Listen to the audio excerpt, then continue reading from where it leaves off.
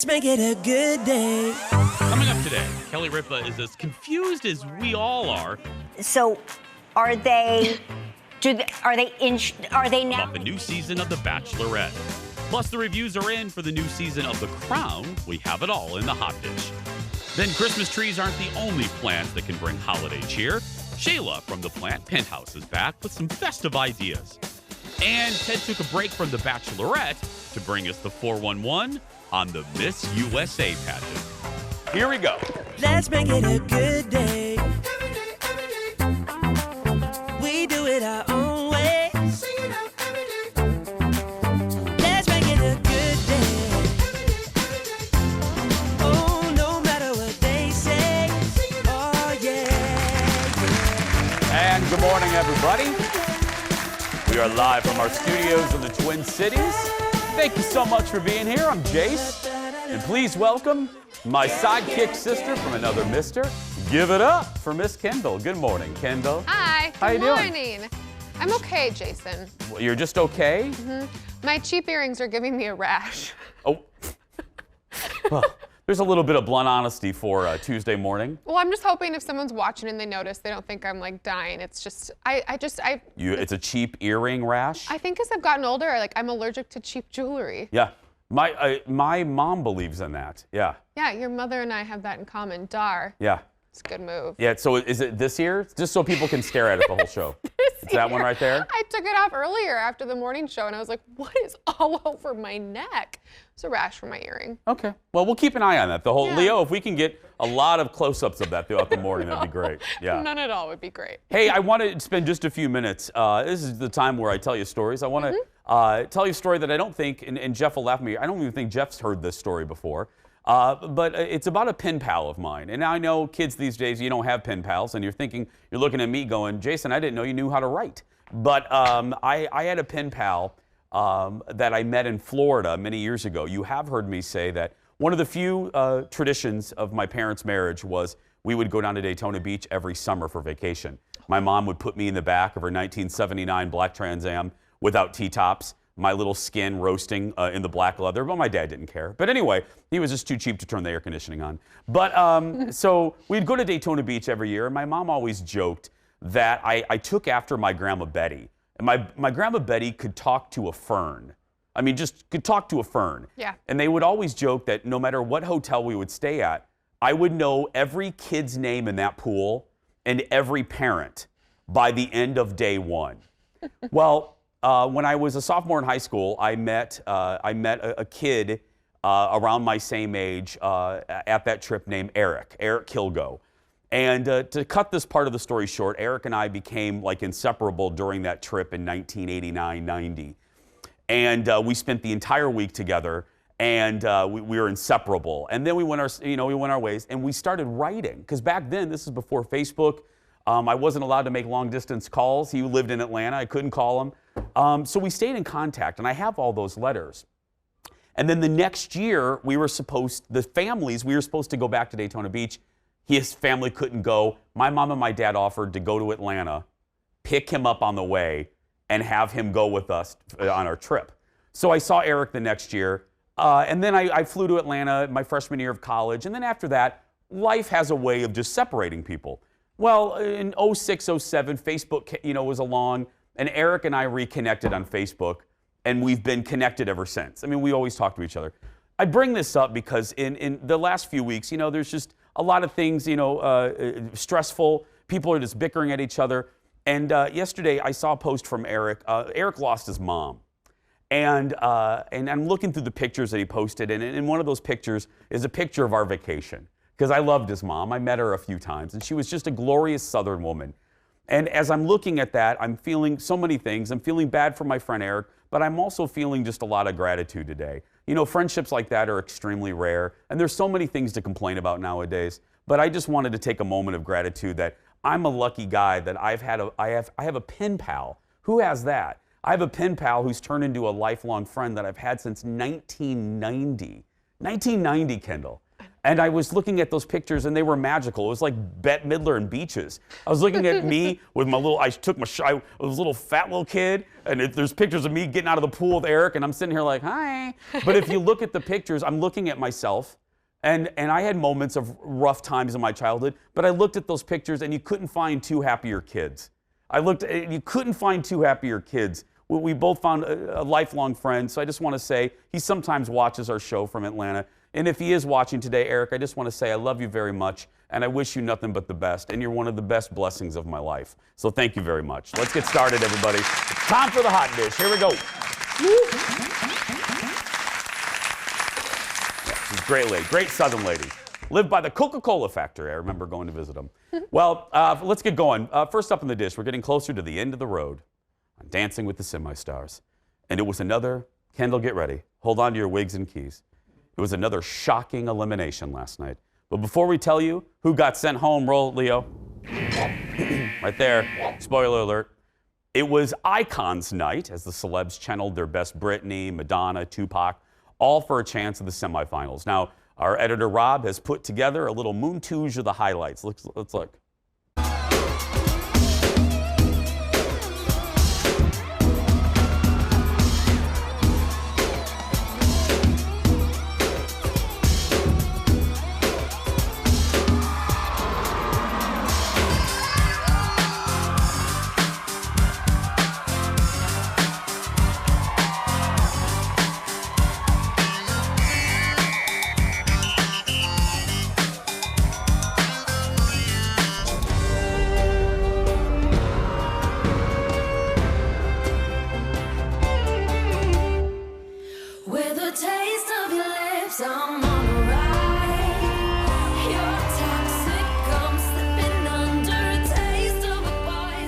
Okay, so that's Alan and Sky dancing to Janet Jackson, Nelly dancing to Tupac, and Caitlyn to Britney, a very cool version of Toxic.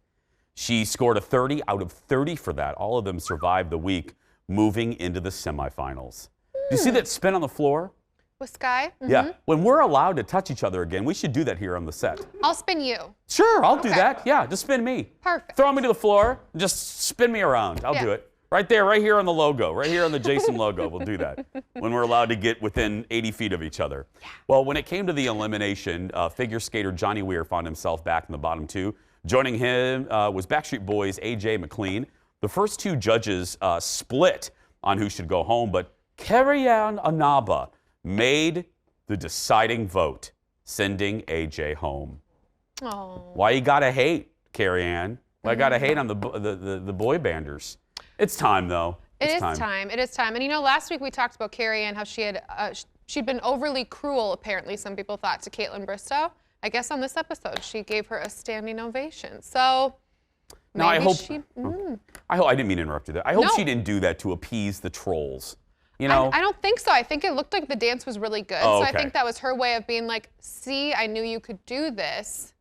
Never give nourishment to the trolls. Never. And I've learned that over the years. Don't feed the trolls, because you know what happens? They make more trolls. Yeah. They breed like gremlins. Just get bigger and scarier. Mm-hmm. Don't feed them after midnight either. Next in the dish, our new Bachelorette, Tayshia, meets her men tonight. Oh, Ted's excited. Oh, you know Ted's excited. After Claire walked away with Dale, well, Tayshia visited live with Kelly and Ryan, and it goes without saying, Kelly is like a lot of us. She's a little confused. So now these 16 guys, okay, I don't really, I'm going to be honest, and I'm sure they told you this already. I watched the first season of The Bachelor, and I don't like women fighting over men. And then they were like, oh, you got to check out The Bachelorette. And I found that even scarier. I don't think any of these guys are good enough for you. And again, I don't know who any of these guys are. And maybe they're nice people. I don't know. But if they sign up for, because I didn't realize that you guys signed up for each other. You volunteer or you go through a process. So if these guys sign up for Claire and now you're the Bachelorette, are they now like making their appeal to you? Okay, so first of all, thank you for being my little hype woman and telling me, giving me a compliment.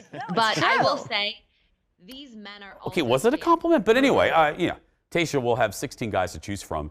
Producer Ted will have the recap tomorrow. We were just saying this while that soundbite. Bravo for Ripa. You know, because for people that haven't connected the dots, Ripa works for Disney. Disney's ABC. She's kind of making fun of her show on her own network. Yeah. You know, we do that here, and then I get an email. And no, I'm just joking. But no, but you don't have to love everything on your own network. Bravo for Kelly for telling the truth. I know. She was notoriously last season with Hannah Brown. You remember that? They got almost a little bit of a, not a spat, I don't want to call it that, but she was very clear and was like, I don't get it. And Hannah Brown was like, well, you don't have to. And she's like, all right, well, bye. I mean, it was just kind of an interesting back and forth. So setting up this interview, you knew it was going to be a little like that Kelly was just going to lay it out, that she just thought it was ridiculous. Well, it would be totally disingenuous if you watch Kelly Lee and Ryan Lee. You've watched them for years, and Kelly has been very vocal about her confusion, disdain, dislike for the Bachelorette franchise.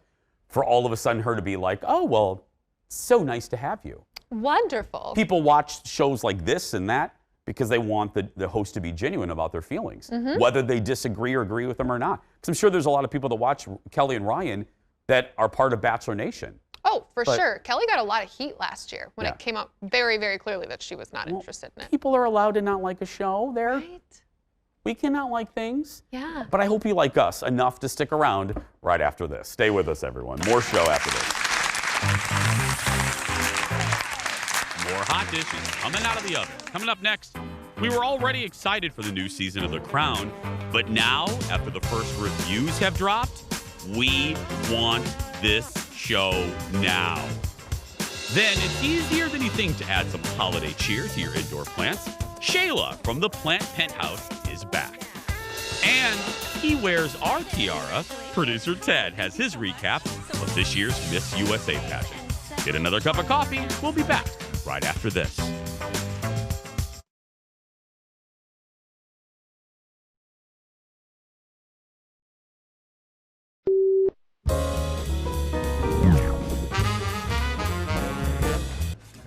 Kornacki. Steve Kornacki there? We were here. We're at the right place. Look, MSNBC. This is the floor. Gosh, it's dark in these.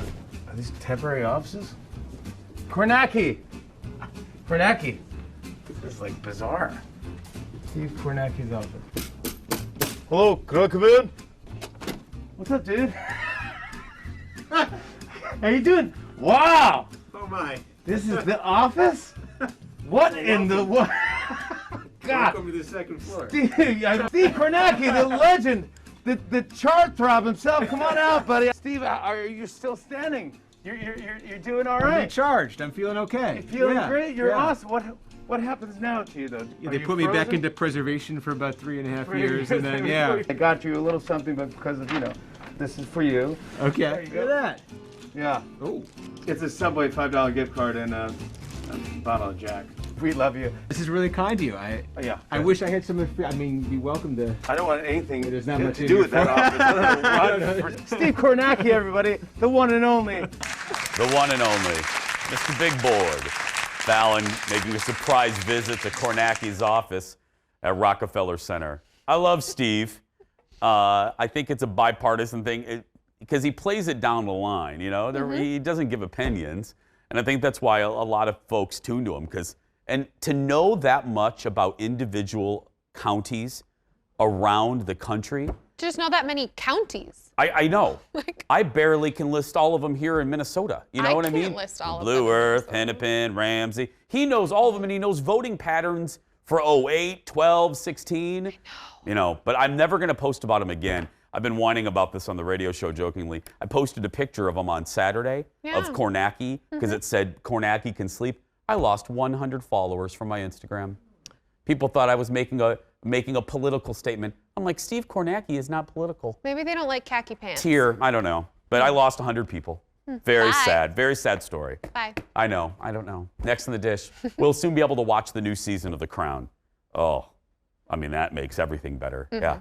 Features Margaret Thatcher and Lady Di. And already the reviews are in. But before that, before we talk about the reviews, if you missed it, here's a little bit of the trailer. I'm day, dear boy, you shall be king. Your duty now was the choice of a woman that people will love as a princess, and in due course, as queen.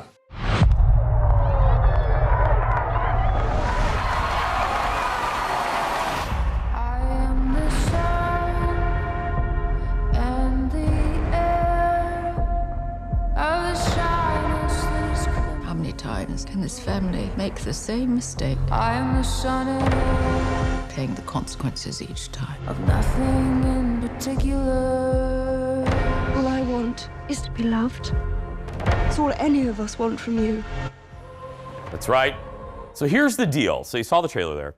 Critics who got an early look are salivating over the new season from a safe distance. It stars Gillian Anderson as the Prime Minister and Emma Corrin as Diana. The Financial Times out of London says the series continues to thrill. Entertainment Weekly says this is the best season yet. And IndieWire says it is to die for. Oh, get it? It's like the clairvoyant crap on The Bachelor. That's very, I want to go home now. I want Netflix. That's why I wish I got screeners for Netflix. I don't have any friends over there. But hi Netflix, could you send us some screeners? But yeah, I want to watch it right now.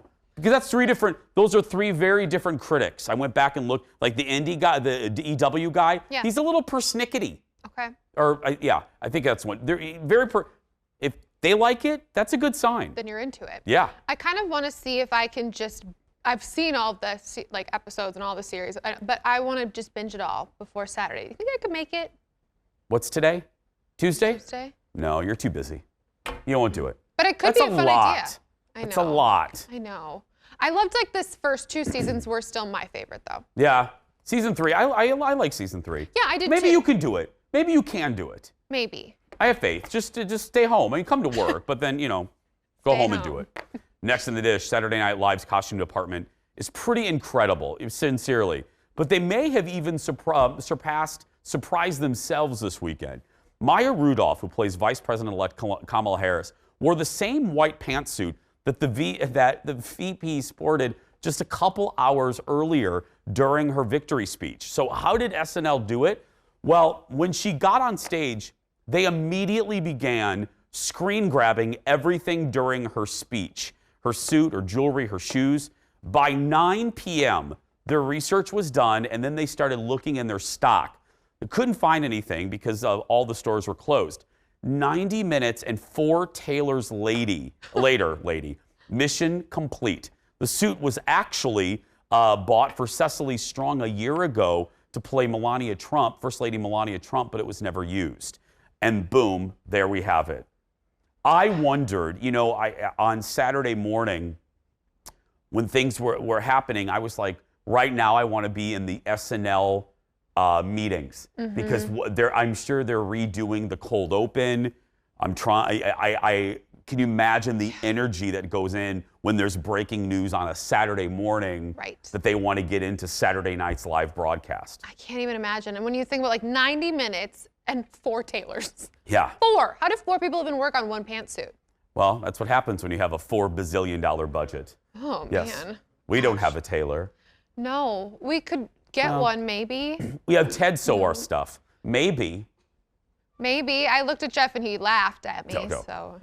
Kendall, I bought this. I mean, let's just be clear. I bought this and our gumball machine was free. Okay? No, I stole this mug. Oh, thank you, Leo. The gumball Yeah, machine nice. right there. It's free. We stole it from our creative service department. So we don't have a tailor. That's fine. That's like the lady who one time, bless her heart, came to the show and tried to take my mug, so I left it on my table, and I was like, we can get you, no, Aaron said, we can get you a different one. I was like, don't take mine. I already stole mine from Aaron. I can't steal another one. Oh, Schwabi. Next in the dish. CBS has some of the longest running reality shows on TV, and they're taking a stand with their casting decisions. It's making news. They say on shows like Survivor, Big Brother, and Amazing Race, people of color will make up at least 50% of the cast. They also say they plan to allocate a quarter of their annual reality development budget on projects created or co-created by producers of color. It comes after CBS has faced criticism over its casting decisions, oftentimes leaving shows with only a few non-white contestants who are often voted out early. Now, you guys know this. I don't watch any CBS reality show, but from like Jeff and Ted and everyone that does on the regular, that's what happens. And if you can look at the cast photos, you need eyeballs, and you can see that something needs to be done. CBS, they had a whole, I think they still have, they have a commission. They had a meeting and they have a commission to bring more diversity in front of the camera and behind the scenes as well. Well, producer Ted's favorite show, The Bachelor, they've been talking about this last couple seasons, and slowly it's getting better.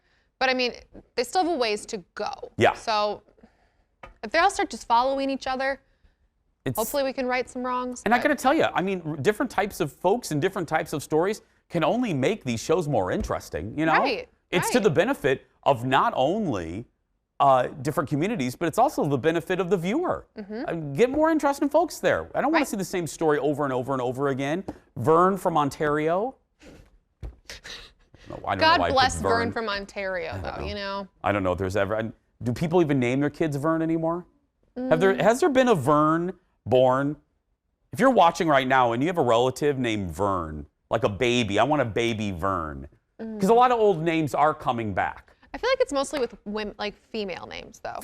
Yeah. Like Evelyn. My grandmother's name is really big right now. Cora. Rose. Rose. Oh, Downton Abbey. Rose. Yeah. Yeah? They're cute now. Our buddy Lori Fisher started the trend years ago. We call her Soul Cycle. She named her kid George. And that back then when she named, we were like, George? Isn't Washington?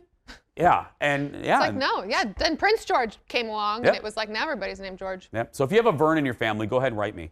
Next in the dish, things are getting testy between Phil Collins and his ex-wife. I can't believe this story. Phil's ex-wife is still trying to get half of their Florida mansion. And in court filings yesterday, says Phil stopped showering and brushing his teeth for an entire year. She said that the, quote, stench was so bad that he became a hermit and wouldn't interact with people. Phil says her allegations are grossly exaggerated and in an attempt by his ex to damage his reputation and extort money. The couple actually divorced back in 2006, and he paid her $46 million. But 10 years later, they reconciled. Then he filed for an eviction notice earlier this year after finding out that she secretly married another man. Did you follow all that? Does everyone follow that? Oh, the chicken. And can I ask a question? How do you secretly marry somebody else when you're already married? Yeah. I don't know. Is that a thing in Florida? It could be a thing in Florida. Everything's a thing in Florida. But I'm saying if it's going to happen, it's going to happen in Indiana or Florida. Yeah. But if you're married, how do you secretly marry somebody else? I don't know. But from what I read, apparently he's 31. Okay. So he's like a younger, hot man. And they're still in the house. See, and some things, I don't want to know that. I don't want to know. I think that's rude. I don't want to know that Phil Collins stinks, you know, or stench or whatever. We don't need to know these things. And that, again, air quotes, we don't know, allegedly. Right. You know, that he went all Howard Hughes on her. But I don't know. Like, and then so he's in London is what I understand with his band right now. And they're all kind of like, well, if this was all true, he wouldn't be in London getting ready with his band because we would all know all I mean, the band's not going to hang out with him if he smells like a garbage can. I mean, he is Phil Collins, so maybe. I don't know. Yeah. Susu Studio. Still ahead, everybody. A new Miss USA was crowned, and producer Ted watched the whole thing because we didn't want to, and you didn't want to, so we're going to recap it. But coming up next, we head into the plant penthouse. Coming up, Shayla's going to show us how to decorate for the holidays using plants. We love her. She's back. That's coming up. Stay with us, everyone. Back in a moment.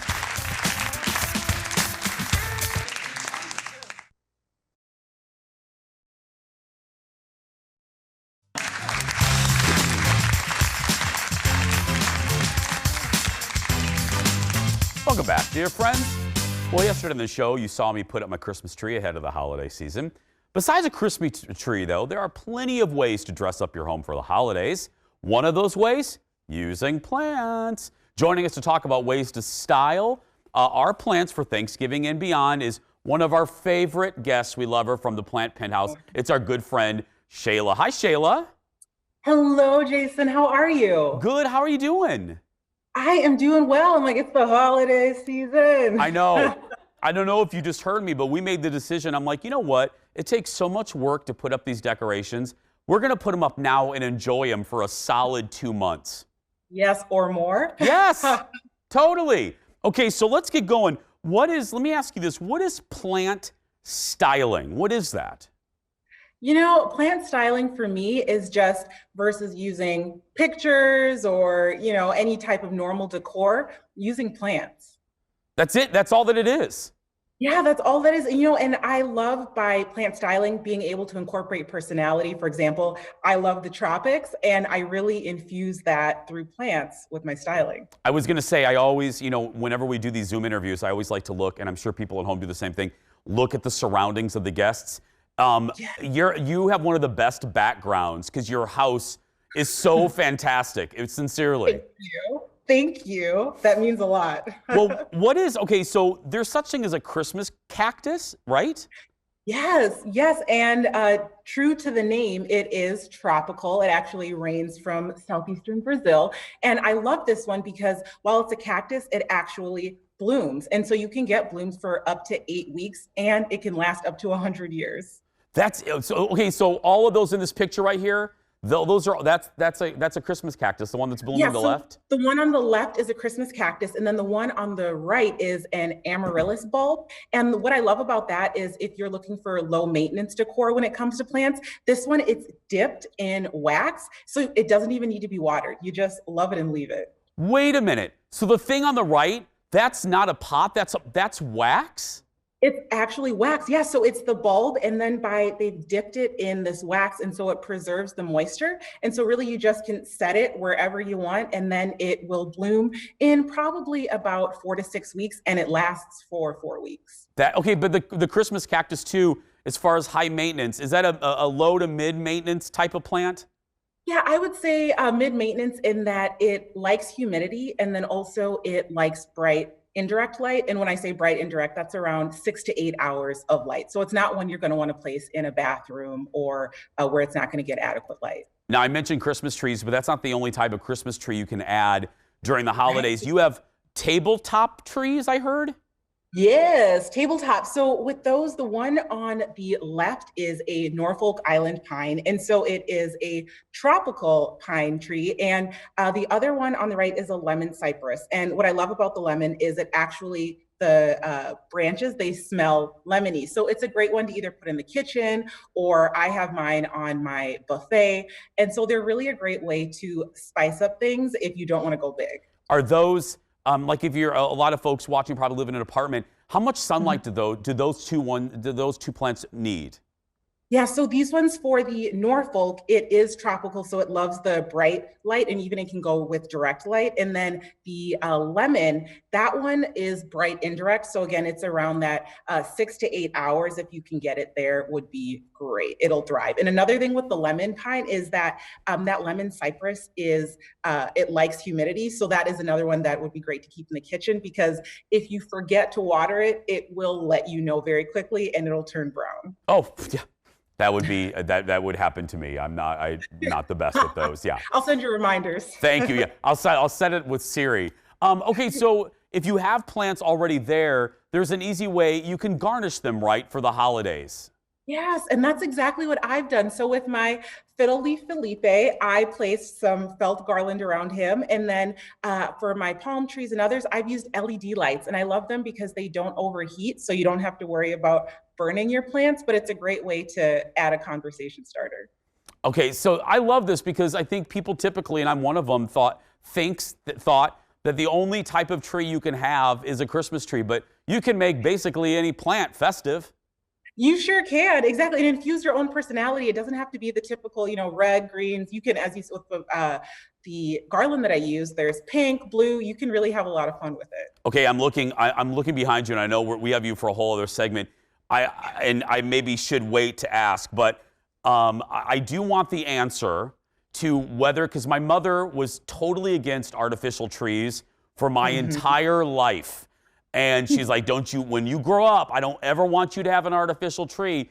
But lately, I don't know. So don't tell everyone yet, but do you have a hard and fast rule as far as artificial or live Christmas trees? I don't. I would say I used to, but I am warming up to artificial. Okay. That's for sure. Okay. Well, as I said, Shayla's sticking around with more of her tips for styling plants for the holidays, including transforming planters. See, again, you don't need just a Christmas tree. There are lots of ways to do this, and she'll have those ideas when we come back. Back in a moment, everyone.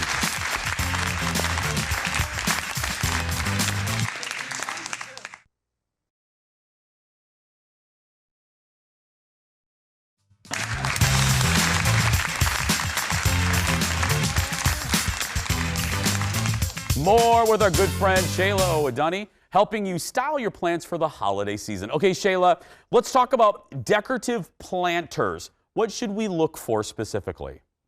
Yeah, so this is again about infusing personality into your space. And one way that I've done that is with a little DIY, just a way to make the old new again. And so I had a white planter and really wanted to spice things up. So I just grabbed a can of spray paint, went over to my mom's house, and now I have a nice gold festive array.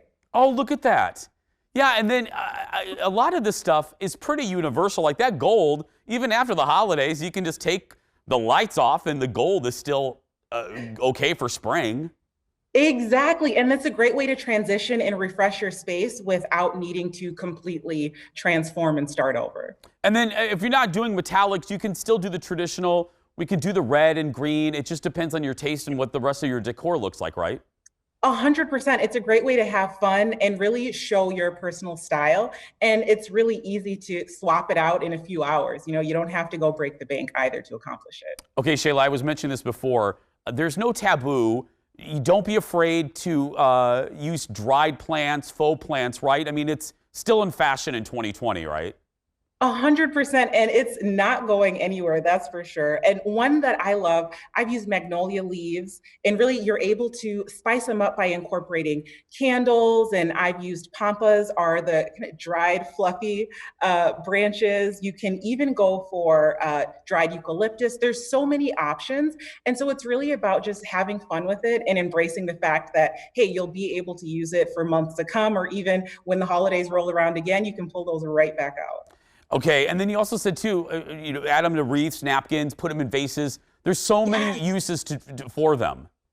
Exactly, and that's one thing, especially whether you're having a family dinner or even just to spice up your own place. You can throw them in vases, again, using napkins just to tuck them in as a nice little natural accent. And the possibilities are endless, and there's no right or wrong way to style them. Okay, now we mentioned this, we teased this right before we went to break.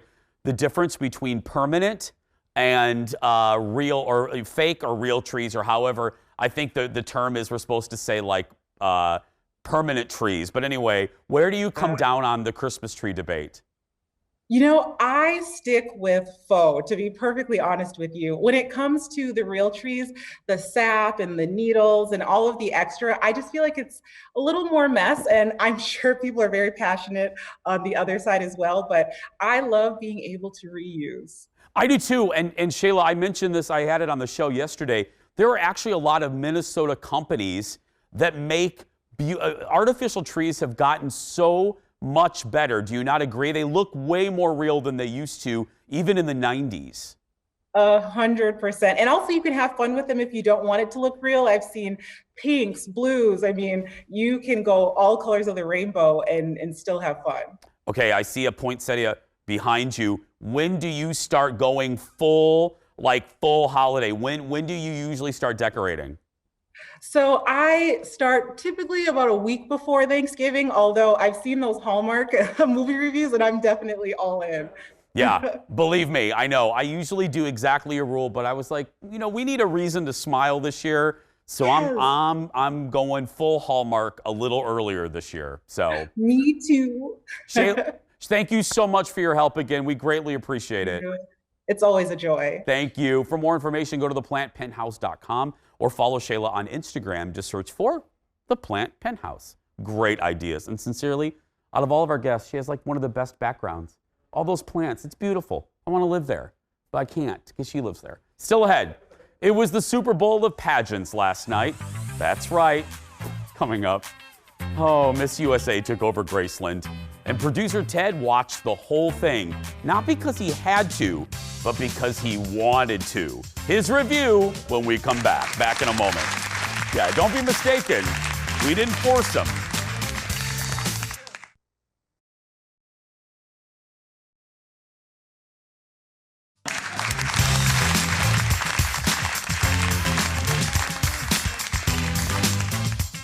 Welcome back. Well, it was a big night in the pageant world as a new, why is that funny? As a new Miss USA was crowned last night. And when it comes to pageants, there's only one person we turn to. And that means, once again, it's time for America Loves Ted. Joining us from now Miss USA pageant headquarters is Ted Johnson. He's actually right across the hall in our secondary studio. Ted, let me ask you this first. First and foremost, did I lie there in the tease? Did you watch this for your own pleasure, or did we actually force you to watch this? Oh, no. This is, I've been watching pageants for a long time, purely for pleasure. Okay. Now, here's the other question, because, you know, the Miss USA pageant, like Miss America, has struggled to find a broadcast home. You know, it used to be on the networks, like back in the 80s, it was giant. And then in the 90s, it moved to, like, you know, VH1. Then it moved to, like, the Hooterville channel. And now, how did you watch this? So it is on the channel called FYI. Is that real? It is real. And I looked through my thing, and the cable provider has it. But when I clicked on it, I don't have the tier. So it's like a premium tier. It's like Showtime. So I had to download the Fubo TV app. I'm sorry. We're going to need to stop right there. The what app? The Fubo TV app. It's sort of like Sling, but like the cheap knockoff. It's called Fubo? F-U-B-O TV. Okay. Or you could have done the Philo app. That would have also gotten you there. Fubo or Philo? Yeah, so I got a 7-day free trial. So we could do a recap of Fubo next week. We have Uma, Oprah, Fubu, Fulu, Fupa, Flulu. I don't know. Okay. Can I just say, the ladies of Miss USA deserve way better than this. And I'm not even joking. They deserve Come way on, better there's than 8,000 channels, Fubu. networks. These are ladies that get scholar. Anyway, okay. I'm going to continue. You judged 2 of these darn things. How did they do? So remember I did Miss Minnesota. Yeah. And I did Miss Iowa. And, I was feeling pretty good about both of them. And so there's Taylor, Miss Minnesota. There's Taylor. That's our buddy. She's got a lot of confidence. What you need for this thing. And then there's Morgan. She's Miss Iowa. She's a nurse. A great time to be a nurse if you're in Miss USA. Neither made the top 16, and it's an outrage. Look at why Taylor didn't make the top 16? Nope. Well, that's not what we wanted. No, it's not acceptable. Okay, all shows, our show, Craig, I was going to say Craig Kilborn. What year is this? Jimmy Fallon. Every show's changed formats. How did they change the format of this to keep everybody safe? So basically they had, they were testing everybody, and when they were all on stage at once, they had masks on. So they were, sparkly masks.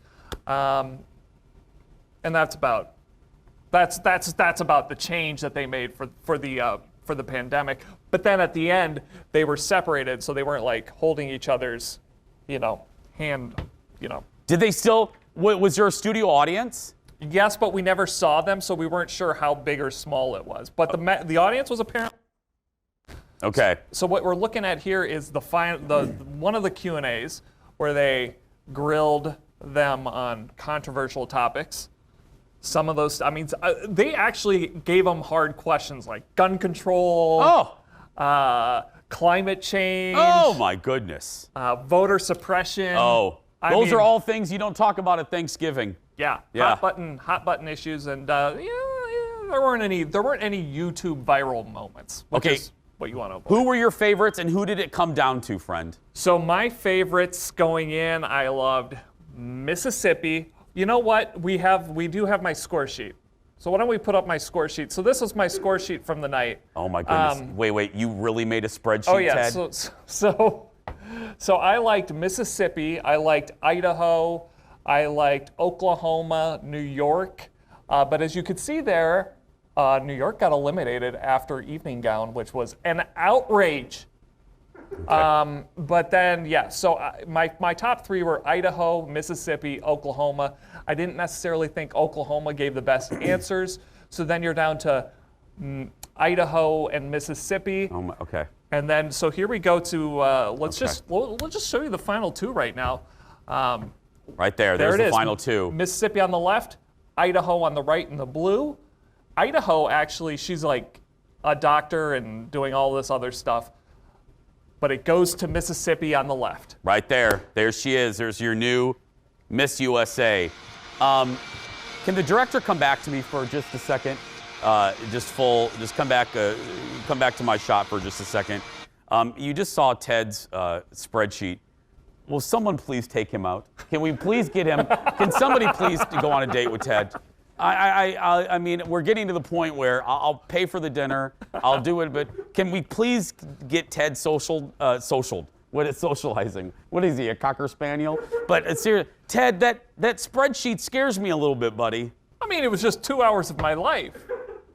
What else was I gonna do? Okay, I get it. Ted Johnson, everybody. Thank you very much.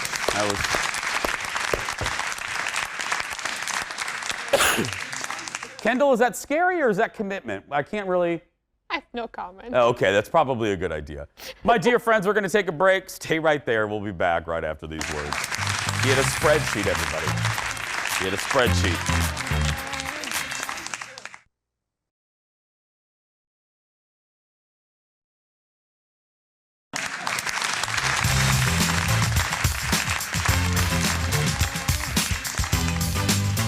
Welcome back, everyone. Some sad news to pass along about a Minnesota man we featured on the show back in September. Larry Lang was the focus of the new documentary, The Ringmaster, about his award-winning onion rings made famous at Michael's Steakhouse in Worthington, Minnesota. Larry died yesterday at the age of 66. In the documentary, he learned he was suffering from Alzheimer's. You can learn more about Larry and the documentary at theringmaster.com. On behalf of all of us, we're sending love to his family. We're going to take a break. We'll be back to wrap things up right after this.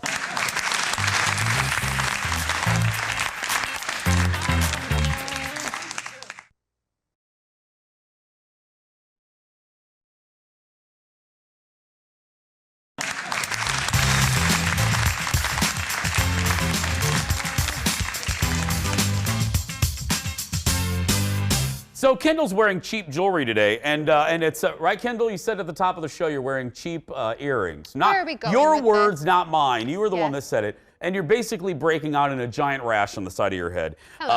Karma writes to us, please pass this to Kendall. She said, hey Kendall, with your cheap earrings, coat the metal part of the earrings, the cheap ones, with clear nail polish and let dry overnight. That will put a protective seal between the cheap metal and your skin. What a nice idea. Why'd you have to say that out loud, though? I was trying to drop hints. Yeah. Okay. I don't know if you know this, but this show goes on the air. And at the beginning of the show, the first words out of your mouth were, I'm wearing cheap earrings. I know, but I was trying to drop hints for Jordan that I can't wear cheap jewelry anymore. Okay. Only expensive jewelry. How about we just do this? Hey, Jordan, come back to me. Hey, Jordan, buy her some nice stuff. Thanks. There we go. Okay, time for the gumball goodbye. Let's see what the gumball machine has in store for us today. Let's see here. There we go. Let's open. Oh, I thought we had music today. I sorry. thought Leo got fancy and we had music. It's just my knuckles. Okay. Why does Kendall's husband buy her cheap jewelry? I'm just joking. Here we go. If calories didn't matter, what food? We have a food theme this week. What food would you eat every single day of your life? Kendall? If calories didn't matter. Mashed potatoes, spaghetti, pizza, peanut butter and jelly. Okay, ice you're basically cream, listing off the Denny's macaroons. menu. You're basically just listing off a menu. Oh, and McChickens with mac sauce. Okay. For me, a Chinese buffet. No, please. No. If I could die at a restaurant, let me just die at Yew Garden. Well, that you know would what I make mean? sense. I just want to go to the squat and gobble and just and then just pass out and die. And meet my maker with a big belly full of wontons. Oh, I'd prefer to be in Tuscany eating pizza, drinking wine, but sure, wontons are the same thing. It's fine. Wow, you're very fancy for wearing cheap jewelry. Ah! Yeah. Snap. Gotcha.